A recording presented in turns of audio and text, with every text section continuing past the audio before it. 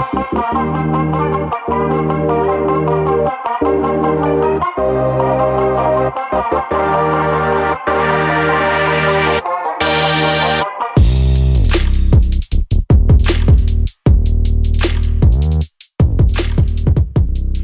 you for checking out Real Talk Personal Finance. Shit's about to get real. Cashflow King with you today. And in today's episode, we are going to do a continuation from the last one about Trump accounts, where I said Trump accounts are mostly dog shit. Today's episode is going to continue on and say ...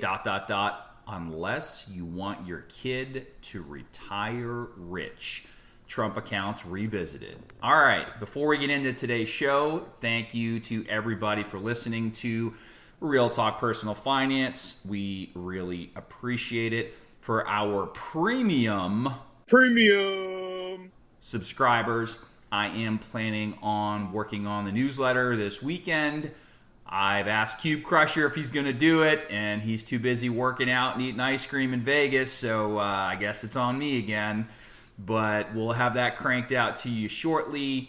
For those that are interested, in a couple of months, October, we will have Cashflow King, Cube Crusher, and even the Big D out in Las Vegas. So if you're in the area or you're looking for a fun weekend trip and you want to meet up and have us buy you a drink, feel free to reach out to the show, realtalkpersonalfinance@gmail.com.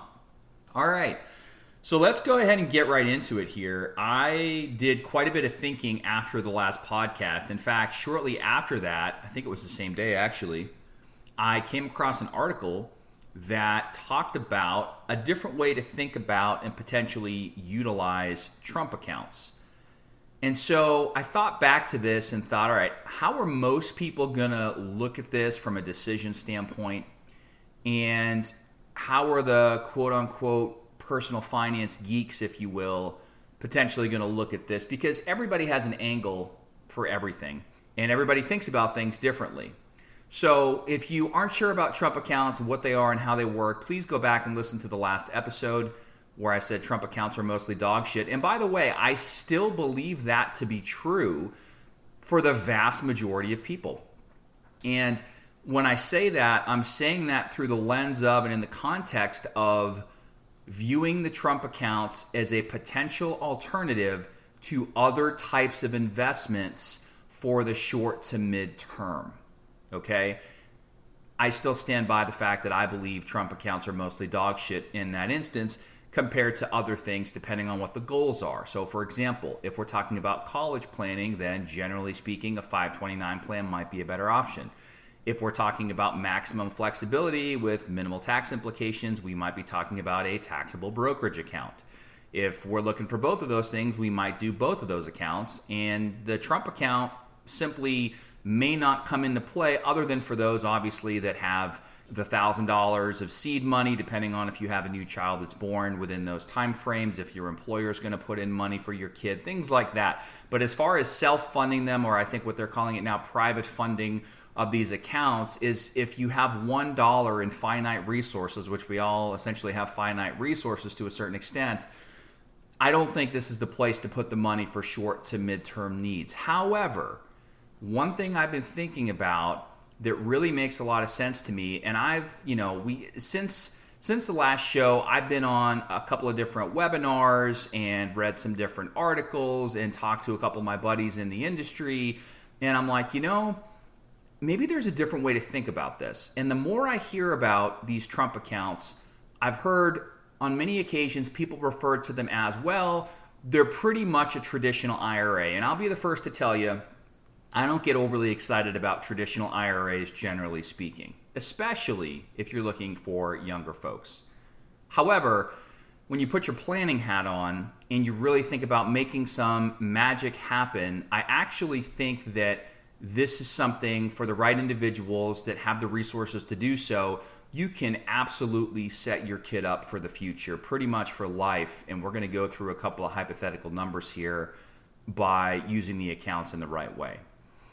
So if we look at this from the lens of, and quite frankly, if I were to get involved and utilize a Trump account for our daughter, which we probably will after you hear what I'm going to talk about in today's episode, I want to think about it in a different way. So what do I mean? Well, if you're looking at it from the standpoint of basically the goal of utilizing this account is going to be to help supercharge retirement savings for the child. If that is your goal, you're not looking at this as a college vehicle, you're not looking at this as a maximum flexibility, you want to go buy junior a car before they're 18 type of vehicle, those other goals are fine, and there's other accounts, as I mentioned, that I think are more conducive to meeting those goals. But if we're strictly looking at it from a retirement plan standpoint, what I would consider is essentially using really a combination of this Trump account and then any potential leftover 529 college savings plan money, if there is any, to really just fucking go to the moon with a Roth IRA. And what do I mean? Let's talk about it, okay? So we'll come back to the 529 thing and bring that in again at the end. And we've talked about it a little bit on other shows in a slightly different capacity, but we'll get back to that. As far as the Trump account goes, my thought is this. Starting in 2026, when these accounts are actually able to be established and funded, right? So we're looking, I think they said it was a year from when it was signed into law with the OBBBA. I think that was on July 4th of this year. So we're looking at a minimum, July of next year, 2026, before we're actually anybody's going to be able to do this. And between now and then, things could change. More information could surface. More clarification could come about. And again, just like I said in the last episode, maybe my mind or opinion will change. I'm certainly open to that, right? Just because I have a certain position on something, I'm not one of those people that's just going to blindly look for reasons to continue to support that decision if I think that there's a different way to think about it. And quite frankly, in the beginning, I wasn't exactly thinking this way with my planning hat on, but again, I've kind of revisited some of that, and that's what we're going to get into today. So, what am I talking about? All right, if we're looking at this as, hey, how do you set your kid up pretty much to be a multi-millionaire and set them on a really good trajectory for retirement, how do we do that with this account?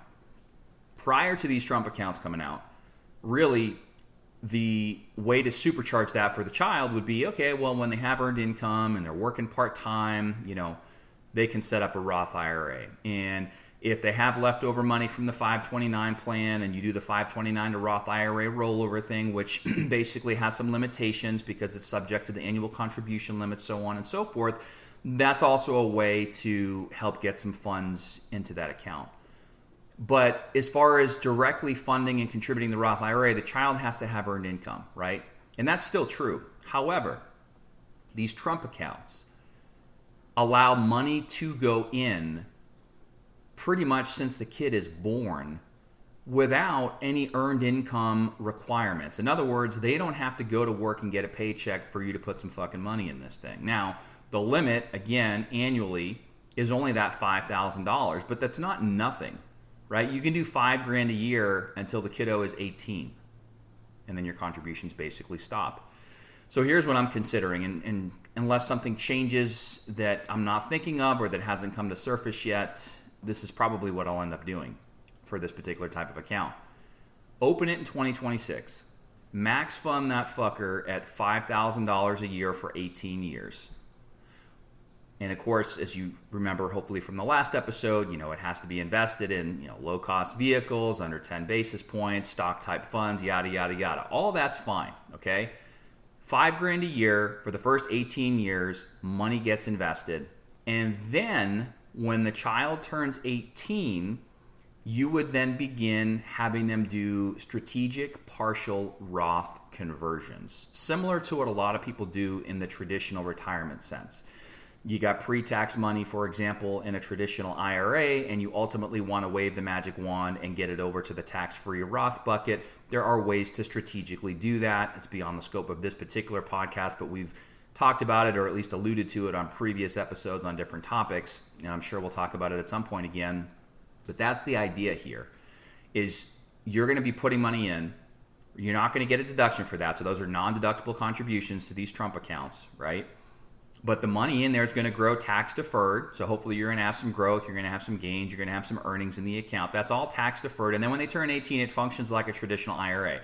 Well, we're not going to plan to use the money pretty much for anything at that point. This, again, is going to be a way to supercharge and get them started towards their own retirement account. And so what we're going to do at that point, because presumably their income is going to be extremely low, negligible, if existent at all, if they're age 18, depending on whether or not they're working part-time, is we're going to go ahead and start those strategic partial Roth conversions at that time and basically take the money from the Trump account that is pretty much tax deferred, and we're going to convert that a little bit at a time into a Roth IRA for them, where ultimately that money for retirement purposes generally is going to come out completely tax-free. And we'll continue to do that every single year until ultimately all the funds end up in the Roth IRA. So I actually texted a couple of my buddies. One of them's been on the show before. They're both financial advisors. I think, the retirement hitman is what he went by. And I said, hey, what do you guys think about this? Here's the goal. Here's the 3 steps that I'm thinking of. What are your thoughts? And the first one, retirement hitman says, you've effectively made your kid a multimillionaire unless they blow it all on blow in college. Okay, well, that's a good one. LOL. My other buddy, who's not yet been on the show, and I've kind of taken my foot off the gas in terms of pressuring or asking him. If he decides to come on one day, good for him. If he doesn't, he doesn't. But I do know that he listens to the show from time to time. So shout out to you. You know who you are. His comment or text back was, that's the move for sure. Plus, it's a multimillionaire that won't owe taxes. And that's huge. And so my response back to them was, yeah, it's one of the few ways I think these accounts make any sense. They're certainly not good substitutes for 529s, brokerage accounts, etc., that likely have different goals and timelines. I'm looking at it as a supplement, not a substitute. And then the text kind of went on from there. So they're on board with it as well. I think it's, again, unless some new information surfaces, a pretty good idea. And so I ran some hypothetical numbers on this just to see what this could look like. Okay? Now, this is just funding the Trump account, assuming you do not get the seed money, which if you do, it's $1,000. Okay, so that'll change the math a little bit, but not overly so. You're going to put $5,000 a year into this fucker for 18 years. I'm making the assumption that we're going to get an average annual rate of return of about 7%, right? We're using equity index funds here, right? So think of, your typical standard large cap S&P 500, could be a total market index, whatever they finalize with these requirements when these accounts actually get launched. We're going to assume we're earning 7%.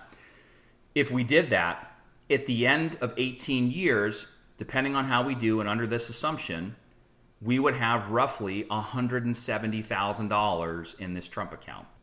Now, part of me loves that. The other part of me doesn't really like it all that much. Now, of the 170, 90 of it, $5,000 a year, times 18 years is 90,000. We got 170,000 in there. So we got $80,000 worth of gains over that time period. That's the portion that ultimately is going to be quote unquote taxable. But if you do it right, theoretically, the child could end up paying little to no taxes at all. We might talk more about that on a future show. But we got $170,000 in there. Now, you're probably not going to convert it all at once. Therefore, there's still going to be some investment growth that continues on the funds. It could take some time. I actually went through ChatGPT and put in a couple of items there and some assumptions there and just kind of see what it would spitball back at. And according to ChatGPT, depending on the balance at age 18, this process might take roughly 10 to 15 years, depending on the actual balance, how the standard deduction changes over time, investment growth, so on and so forth, which is pretty much common sense. But it's going to take some time. It's not a one-shot thing. That's why I said strategic partial Roth conversions are probably going to be the answer here. But here's where the real magic happens. And again, not to say that everybody's going to do this, but let's just say you did the $5,000 for 18 years, you got 7% on average every year, you end up with 170 at age 18. Forget about the strategic Roth conversions. You should probably do that. But let's say even if you didn't, and you just let that fucker ride for 45 years, right? So we're 18, what's that? I think I meant to put 47 years. I think I was trying to get somebody to traditional age 65. And I think I fucked up my math. So 18 years plus 45 is age 63. We'll just go with that because some people might want to tap it 59 and a half or 60. Some people might want to wait till 65 or whatever. So age 63 is kind of in the middle. So we do this for 18 years and then we let it simmer for the next 45. We never put another penny into this thing. By the time the kid is age 63, they would have well north of $3.5 million under these assumptions in that account. They did these strategic partial Roth conversions along the way. It is entirely possible to have an account balance like that is completely 100% available to them tax-free. Okay? Now, this is without putting an additional dollar in there. Remember what I said earlier on in the show. Well, what happens if there's leftover money in a 529 college savings plan? There's the 529 to Roth IRA rollover that you can do that's subject to the annual contribution limit. Again, in this case, $7,000 a year right now. That's likely to change over time. But let's say, and there's a $35,000 lifetime cap on that. Let's say that you end up doing that 529 to Roth IRA rollover and say, well, it's just to keep it simple, you had an extra 35 grand in there. You take the $7,000 a year cap, you convert it over a 5-year or roll it over a 5-year period. You've now dumped an additional $35,000 into the Roth IRA. And oh, by the way, after you've done that, or potentially before you've done that, let's say it doesn't work out and you have no excess money in a 529 plan and you just say, you know what, that's not going to happen. Okay, well, what if the child is working when they get into their teenage years, for example, and they have earned income and they can put in that same, assuming that the number doesn't change, and it likely will, $7,000 contribution every year for essentially in perpetuity as long as they're working. Think about that. That is not included in this $3.5, almost $3.6 million figure here. So you can really supercharge and set your kid up for success with the Trump account and not necessarily have to wait until they're 14, 15, 16, whatever the age is in your particular state, where they're able to start working and having earned income to make those Roth contributions. You are essentially getting a decade and a half-ish, right? 15 years plus or minus a little bit jump on the entire thing because they don't have to have earned income for the Trump account. That's the reason why I like it. I think a lot of wealthy people will do this. I think it makes a ton of sense. I understand that I might be speaking to the minority. I actually had a conversation with O-Dog about this, and he's like, yeah. I'm like, dude, these Trump accounts suck. He's like, yeah, but for the average person that has nothing and they have a kid that's born and they get the $1,000 of seed money, it's still something. I think we did the math on it under certain assumptions, and it was the $1,000, if you never put another penny into it, would turn into like $4 grand or something like that. Nothing, not a huge amount of money by any means, but something that those folks may not have had. So people in that situation are not going to be thinking about this, and unfortunately they may not have the resources to do something like this. But for those that are listening to the Real Talk Personal Finance podcast, I'm going to make an assumption you have at least an inkling of interest in personal finance. And if that is the case, and this applies to your situation where you have or are going to have a child or children, or even if you're not, tell your fucking friends and coworkers about this, you'll be a hero. I think that this is a unique way to think about it and really set the child or children up for success going forward. Unless something comes out where there's a wrinkle in the ability to do the conversion, or something like that happens where they're not able to do that, that could change things a little bit. It will take a little bit of work, more than likely, to do it right and do it strategically over time and not just lump sum. But even though it's a quote-unquote pain in the ass to take that roughly, in our example, $80,000 or so of gain plus additional gains over time and convert it, you're starting with a massive advantage. So even if you did have to pay a little bit of tax at the 10% or 12% federal bracket, again, who knows what tax rates are going to be? They're still near historic lows. They could likely change. That could happen in the future. But even still, I feel like for those that are planning oriented and that really think through some of these things and are open-minded. And I try to be open-minded. Like I said, I didn't even think about this in the beginning. I read that article. I'm like, well, holy shit. Yeah, that's fucking doable. If they don't change the rules and what I'm reading and looking at and listening to on these websites, like if all that is correct, then yeah, it's a great supplement. Again, I still think and stand by the last episode where I think they're mostly dog shit because they're not going to beat a 529 for college, in my opinion. They're not going to beat the flexibility and the tax implications on a brokerage account for flexibility and shit like buying a car or whatever. But if you're looking at it as an add-on and you bolt it on there for retirement purposes, I think it really could be a home run. So just another perspective, another little planning nugget, something to think about. And quite frankly, at least at this point in time, something that I'm personally planning on doing to hopefully set our daughter up for just a massive retirement success. I mean, I don't know that there's a better way or a better thing you can do than helping get a head start with something like this, assuming you have the resources to be able to do it. And again, I think most of middle America is going to look at it as an alternative to, well, do I start the college fund for junior or do I start the Trump account? Do I do this or do I do that? And, for those that are able to have sort of a multifaceted approach with multiple different types of accounts that are all serve different goals and different timelines, this could be a great addition. So in a nutshell, I don't think this replaces your 529. I don't think this replaces your brokerage account. I don't think this replaces anything. But I think it's a great way to pump some money in early on before the child has earned income and would otherwise qualify to put contributions into a Roth IRA to ultimately have the vision and intention to convert these over time from this Trump account into a Roth IRA at very low, if not zero, tax rate as that happens. It's a huge leg up. It's a huge advantage to basically start them. Let's assume the kid doesn't work until they're 18, which maybe they don't. You're basically giving them $170,000 head start under our assumptions for just $5,000 a year for the first 18 years. I think that's a pretty good trade, especially if you don't put another penny in, and this thing could easily be worth $3.5, $3.6 million down the road.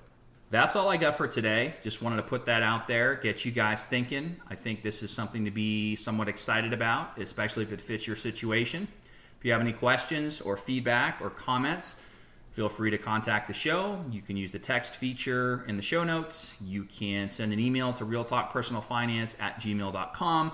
If you want to get the newsletter that I'm about to crank out, I think I did drop it back down. I can't remember. I like to play with the numbers a little bit. But we still have our premium membership, which comes with the benefits you'll see on the landing page. Click on the link in the show notes to become premium. One of those benefits is you get our quarterly e-newsletter written by either myself and or Cube Crusher. And you also get access to the premium episodes. We typically record a podcast after every newsletter goes out about the newsletter itself that's only available to premium subscribers. You also get a nice promo code, 25%, I believe it is, off the merch if you guys want a t-shirt or something. Normal promo code's only 10%. So we do that. We do giveaways. I give away at least $25 a quarter. Around Christmas, I give away closer to $100. I think we did last couple years. So, it pays to be premium. It supports the show. It's not free to host this show. It's not overly expensive, but we do use the funds to try to give back, to have some fun, but also to pay for the hosting for the podcast and archive all the episodes that everybody can listen to. So with that said, thanks for tuning in. We will see you in the next episode. Check the mic and make sure it sound right, boys.